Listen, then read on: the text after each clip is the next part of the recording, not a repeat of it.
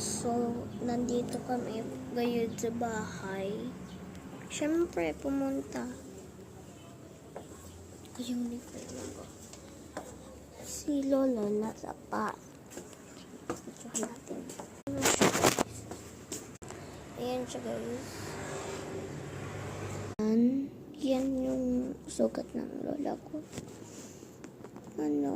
Kasi start time. Kasi nung nakikausap siya sa another lola ko,